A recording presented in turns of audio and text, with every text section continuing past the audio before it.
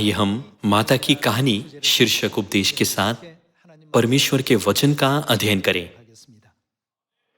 माता की कहानी उस पुस्तक में है जिसे 2016 में मल्किजदक प्रकाशन द्वारा प्रकाशित किया गया था।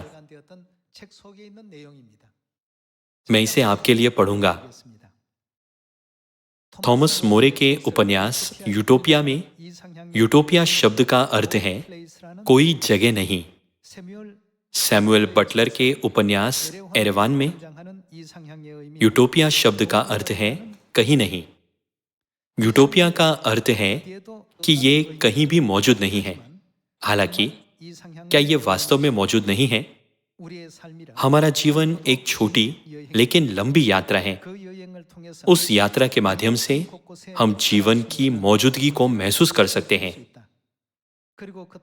मुझे लगता है कि हम जिस यूटोपिया की तलाश कर रहे हैं वो माता की गोद में है। एक स्त्री गर्भावस्था और प्रसव के माध्यम से माता की उपाधि अर्जित करती है। माता बनने की प्रक्रिया में बहुत पीड़ा होती है। इसके बावजूद माताएं कहती हैं कि पीड़ा भी खुशी है। वे कैसे प्रसव पीड़ा को खुशी के रूप में मान सकती है और अपनी संतानों से कैसे प्रेम कर सकती है जो उन्हें सबसे अधिक पीड़ा देते हैं? इस संसार के सभी प्राणी माता के प्रेम पर जीते हैं। लोग कहते हैं कि परमेश्वर हर जगह नहीं हो सकते, इसलिए उन्होंने माता को बनाया। क्या इसका मतलब ये हो सकता है कि परमेश्वर हर जगह माता के रूप में मौजूद है? सृष्टि से लेकर अब तक की सारी भविष्यवाणियां बाइबल में पाई जाती हैं। ये उपसंहार में लिखा गया है। उत्पत्ति की पुस्तक में परमेश्वर द्वारा आदम को गहरी नींद में डालने के बाद परमेश्वर ने उसकी पसली से किसे बनाया? उन्होंने हव्वा नाम की स्त्री को बनाया।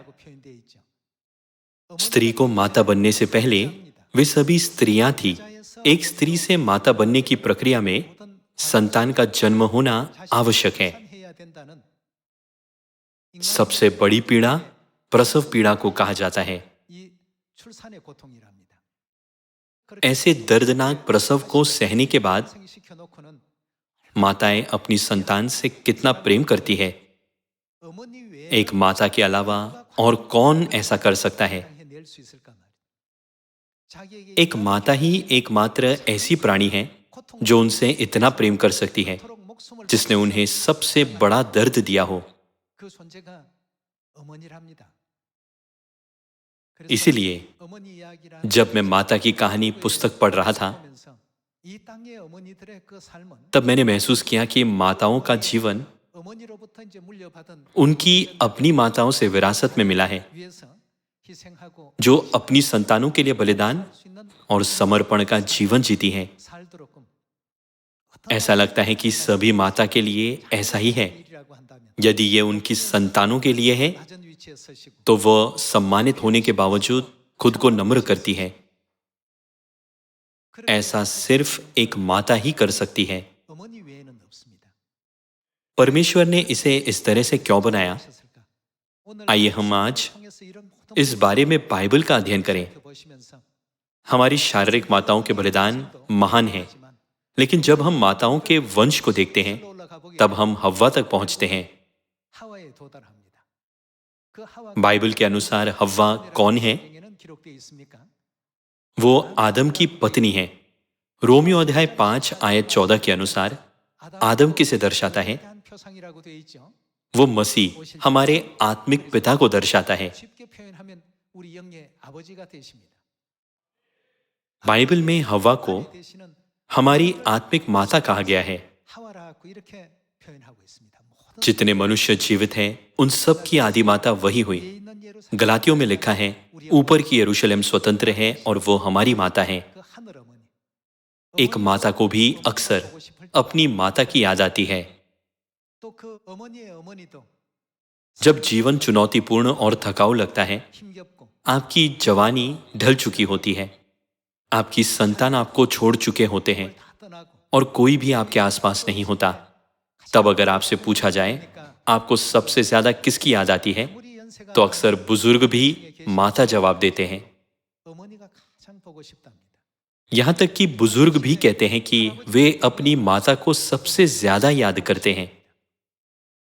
जब लोगों ने खोज की कि सबसे सुंदर शब्द क्या है, तो माता सबसे सुंदर शब्द पाया गया। सभी के हृदय में एक माता की मौजूदगी हमारी आत्मिक माता के बलिदान और प्रेम को दर्शाता है, और कैसे वो चुपचाप अपनी संतानों का मार्गदर्शन करती है।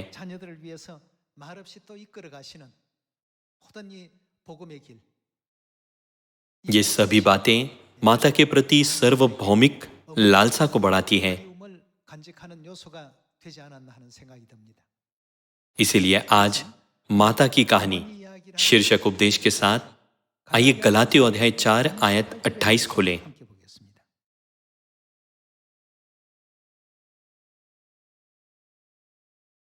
गलातियों अध्याय 4 आयत 28।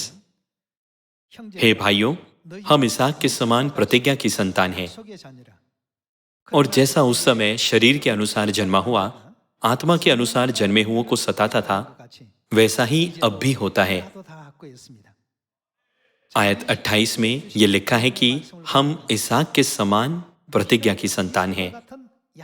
इस प्रकार बाइबल उन लोगों का वर्णन करती है जो परमेश्वर पर विश्वास करते हैं और बचाए जाएंगे।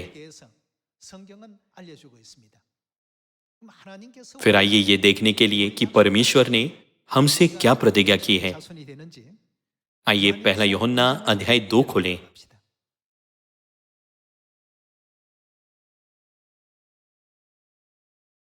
आइए हम पहला यूहन्ना अध्याय 2 आयत 25 देखें। और जिसकी उसने हमसे प्रतिज्ञा की, उन्होंने हमसे क्या प्रतिज्ञा की? वो अनंत जीवन है। परमेश्वर ने हमें अनंत जीवन का वादा किया है। आज के उपदेश का शीर्षक माता की कहानी है। क्या हम जीवन को माता से अलग कर सकते हैं? माता के बिना जीवन कभी मौजूद नहीं हो सकता। एक माता के बिना हम न बोल पाते, न चल पाते, न कुछ महसूस कर पाते। हमें अपना डीएनए अपनी माताओं से विरासत में मिलता है। मानव शरीर में 60 लाख करोड़ से अधिक कोशिकाएं होती हैं। ऐसा कहा जाता है कि हमारे आधे जीन हमारे पिता से आते हैं और आधे हमारी माता से आते हैं, लेकिन माता के केवल माइटोकॉन्ड्रियल जीन ही हमें दिए जाते हैं। इसका मतलब है कि हम माता के बिना पूर्ण मनुष्य नहीं बन सकते। इसीलिए हम माता के बिना जीवन नहीं पा सकते हैं। आइए इस संबंध में परमेश्वर की इच्छा पर करीब से नजर डालें। आइए हम प्रकाशित वाक्य अध्याय 4 आयत 11 देखें।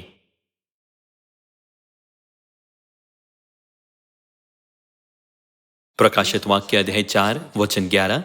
हे हमारे प्रभु और परमेश्वर, तू ही महिमा और आदर और सामर्थ्य के योग्य है, क्योंकि तू ही ने सब वस्तुएं सृजी और वे तेरी ही इच्छा से थी और सृजी गई।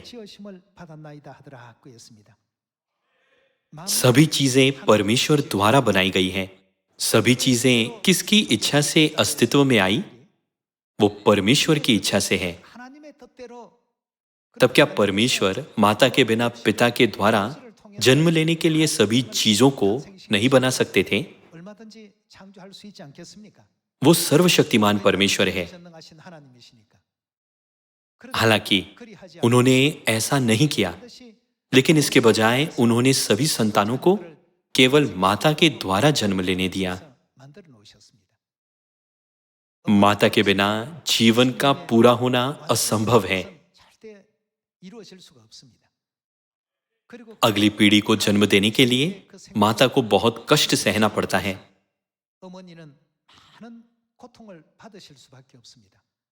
इसीलिए हम कह सकते हैं कि माता शब्द में दर्द, बलिदान, पीड़ा और यातना समाया है।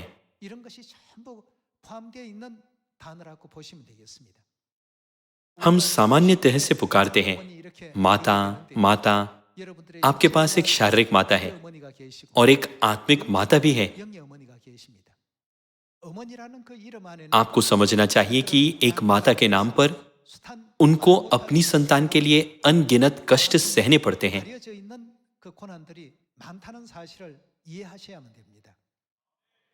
माता नाम कोई ऐसा नाम नहीं है जो यूं ही बनाया गया। प्रकाशित वाक्य 4 में यह कहता है कि सभी चीजें परमेश्वर की इच्छा से बनाई गई थी। परमेश्वर की व्यवस्था में सभी जीवित प्राणी पिता के द्वारा नहीं बल्कि माता के द्वारा उत्पन्न होते हैं। जिस तरह सभी प्राणी अपनी शारीरिक माताओं के द्वारा शारीरिक जीवन प्राप्त करते हैं, वैसे ही हम हमारी आत्मिक माता के बिना अनंत जीवन प्राप्त नहीं कर सकते।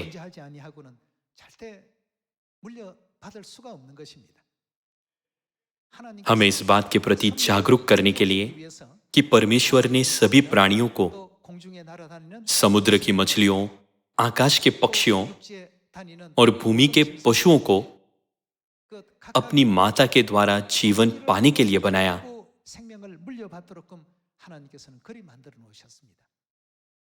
ये हमें सिखाता है कि जैसे शारीरिक जीवन हमारी शारीरिक माता के द्वारा दिया जाता है, वैसे ही हमारी आत्मिक माता भी होनी चाहिए जो हमें अनंत जीवन देती है ना?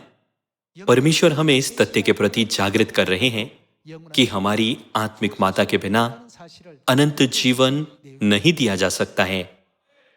तब क्या बाइबल में आत्मिक माता का अस्तित्व है? बाइबल को हर बात की गवाही देनी चाहिए। बाइबल जो गवाही देती है वो अधिक महत्वपूर्ण है। उत्पत्ति अध्याय 1 के द्वारा आइए हम पुष्टि करें कि हमारे पास हमारी आत्मिक माता है जो हमें अनंत जीवन देती है। आइए हम उत्पत्ति अध्याय 1 आयत 26 पर जाएं।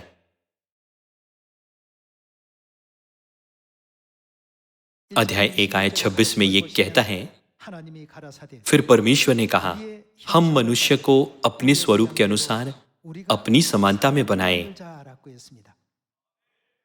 यदि केवल पिता परमेश्वर ने मानव जाति को बनाया होता तो उन्हें हम बनाए कहने के बजाय मैं बनाऊंगा कहना चाहिए था। बाइबल हमें सत्य सिखाती है।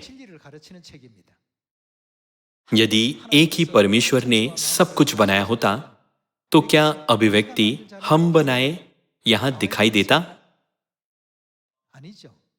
नहीं, ऐसा नहीं होता।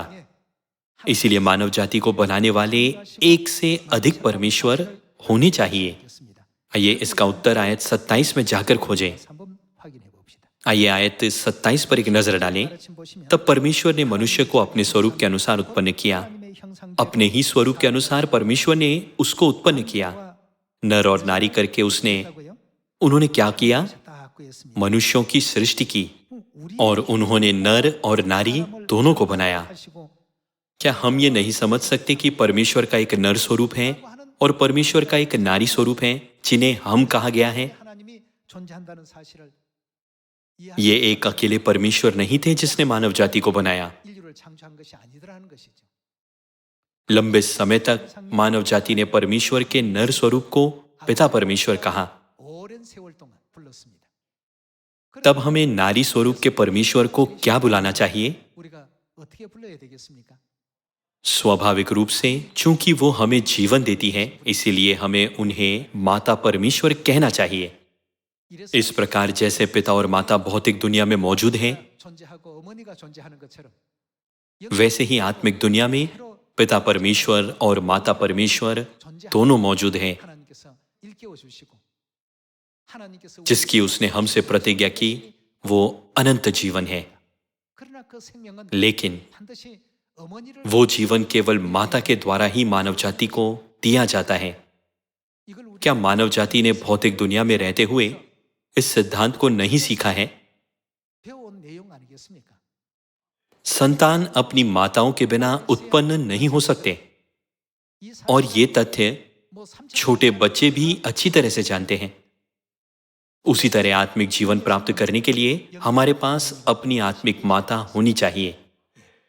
चूंकि हम परमेश्वर के नर स्वरूप को पिता परमेश्वर कहते हैं, तो स्वाभाविक रूप से हमें परमेश्वर के नारी स्वरूप को माता परमेश्वर कहना चाहिए। इसीलिए पिता परमेश्वर और माता परमेश्वर ने मानव जाति की सृष्टि करने में और बाबेल का गुम्मट बनाने वाले लोगों के अहंकार का सामना करने में एक साथ कार्य किया। यही कारण है कि बाइबल में बहुवचन संज्ञा एलोहिम का उपयोग किया गया है।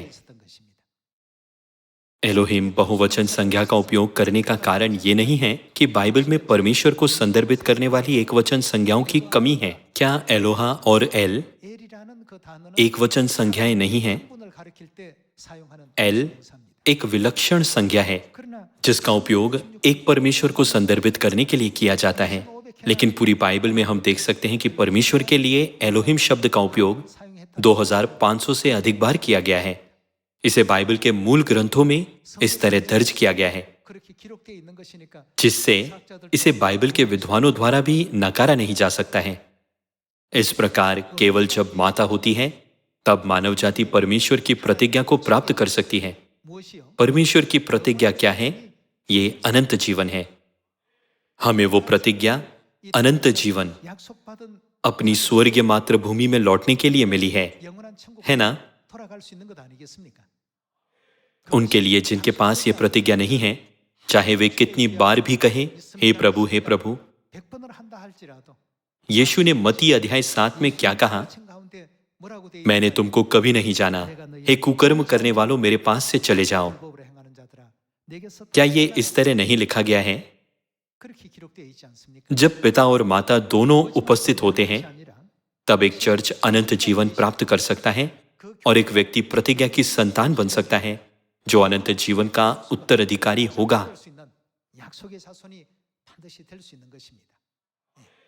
क्या हम माता के बिना प्रतिज्ञा की संतान बन सकते हैं? ये असंभव है। ये एक झूठी शिक्षा है जो परमेश्वर की शिक्षाओं को विकृत करती है।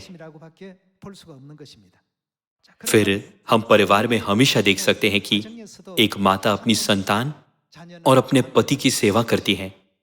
ऐसी व्यवस्था है जिसे परमेश्वर ने स्थापित किया है।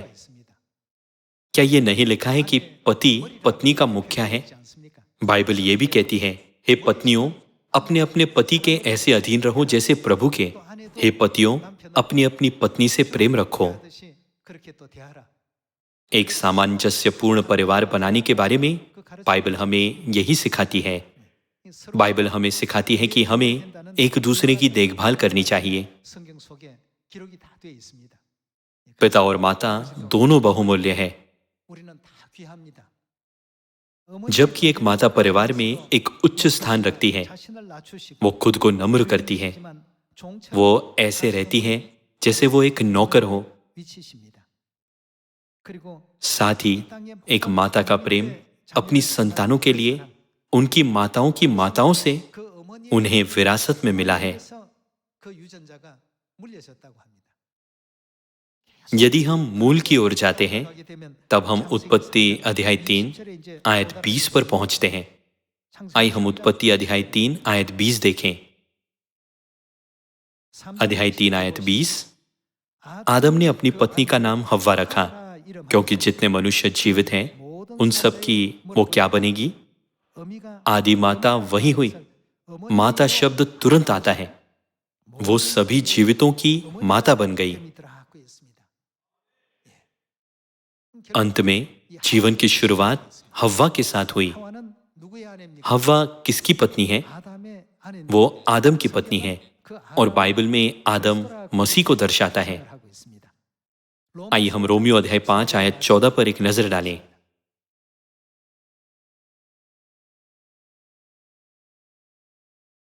अध्याय 5 आयत 14 में लिखा है, तो भी आदम से लेकर मूसा तक मृत्यु ने उन लोगों पर भी राज्य किया जिन्होंने उस आदम, वो कौन है? जो उस आने वाले का चिन्ह है। आने वाला कौन है? वो मसीह है। कि अपराध के समान पाप न किया, तब मसीह के साथ कौन अस्तित्व में होना चाहिए? हव्वा, आत्मिक पत्नी, मौजूद होनी चाहिए। इसीलिए प्रकाशित वाक्य अध्याय 22 में आत्मा और दुल्हन प्रकट होते हैं। आत्मा पिता परमेश्वर है और दुल्हन उसकी पत्नी है। वे पिता परमेश्वर और माता परमेश्वर है। साथ ही प्रकाशित वाक्य अध्याय 21 में मेमना और मेमने की पत्नी प्रकट होते हैं। ये सभी बातें एक जैसी बाइबल में दर्ज हैं।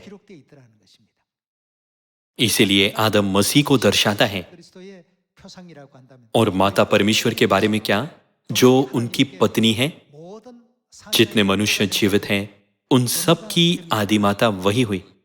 दूसरे शब्दों में आदम नर स्वरूप के परमेश्वर को दर्शाता है, जबकि हव्वा नारी स्वरूप के परमेश्वर को दर्शाती है।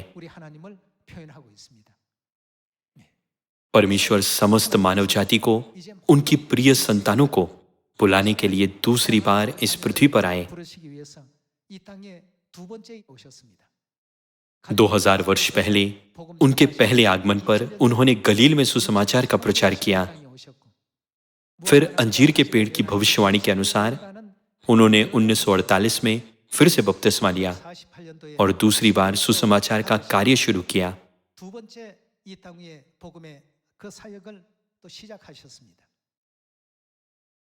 फिर दाऊद की भविष्यवाणी को पूरा करने के लिए वो 37 वर्ष की सुसमाचार सेवकाई को पूरा करने के बाद स्वर्ग चले गए। प्रकाशित वाक्य अध्याय 22 में प्रेरित यूहन्ना के माध्यम से उन्होंने हमें जागृत किया कि संसार के सभी लोगों को माता परमेश्वर को पहचानना चाहिए और उनके पास लौटना चाहिए। आइए हम प्रकाशित वाक्य अध्याय 22 आयत 17 पढ़ें।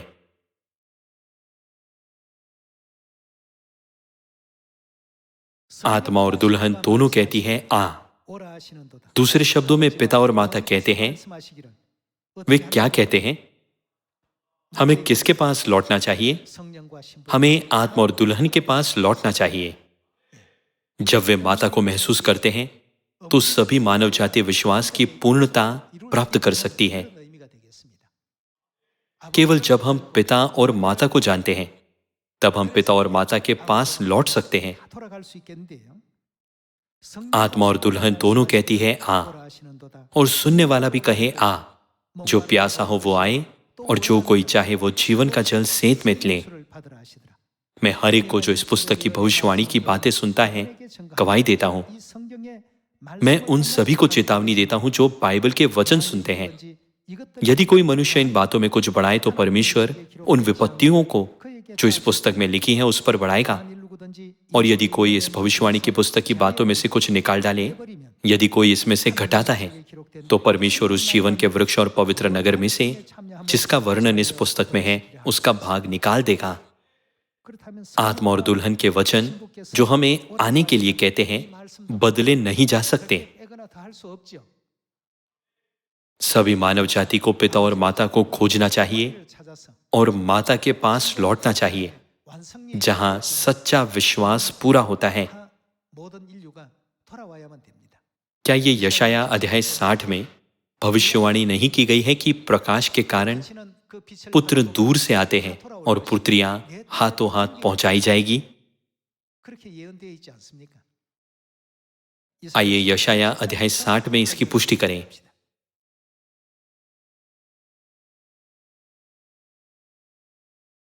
अध्याय 60 आयत 1, उठ प्रकाशमान हो। यहां आइए हम ध्यान दें कि यह किसका प्रकाश है, क्योंकि तेरा प्रकाश आ गया है और यहोवा का तेज तेरे ऊपर उदय हुआ है। यहां तेरा प्रकाश किसकी ज्योति का उल्लेख करती है? यह यरूशलेम के प्रकाश को दर्शाता है। आइए हम आयत 2 देखें कि क्यों परमेश्वर ने हमें यरूशलेम का प्रकाश चमकाने के लिए कहा। आइए हम आयत 2 देखें। देख, पृथ्वी पर तो अंधियारा। यहां अंग्रेजी बाइबल में लिखा है कि अंधकार पृथ्वी को ढकता है। पृथ्वी पर अंधकार छा गया है। और देश देश के लोगों पर घोर अंधकार छा गया है। सभी 8 अरब लोगों की आत्मिक आंखें, कान और हृदय पूरी तरह से ढके हुए हैं। देख, पृथ्वी पर तो अंधियारा और राज्य राज्य के लोगों पर घोर अंधकार छाया हुआ है, परंतु तेरे ऊपर यहोवा उदय होगा और उसका तेज तुझ पर प्रकट होगा। आइए आयत 3 देखें। जाति जाति वे क्या करेंगे? तेरे पास प्रकाश के लिए, और राजा तेरे आरोहण के प्रताप की ओर आएंगे। जाति जाति तेरे पास प्रकाश के लिए और राजा तेरे आरोहण के प्रताप की ओर आएंगे। ये वो भविष्यवाणी नहीं है जो आपने और मैंने कही है। इसकी भविष्यवाणी किसने की? ये परमेश्वर है। आइए आयत 4 देखें। अपनी आंखें चारों ओर उठाकर देख, वे सब के सब इकट्ठे होकर तेरे पास आ रहे हैं। तेरे पुत्र दूर से आ रहे हैं और तेरी पुत्रियां हाथों हाथ पहुंचाई जा रही हैं। तब तू इसे देखेगी और तेरा मुख चमकेगा, तेरा हृदय थरथराएगा और आनंद से भर जाएगा, क्योंकि समुद्र का सारा धन और जाति जाति की धन संपत्ति तुझको मिलेगी। ऐसा कब होगा? जब हम प्रचार करते हैं, घोषणा करते हैं और अंधेरे में ढकी हुई सभी जातियों में यरूशलेम की महिमा का प्रकाश फैलाते हैं।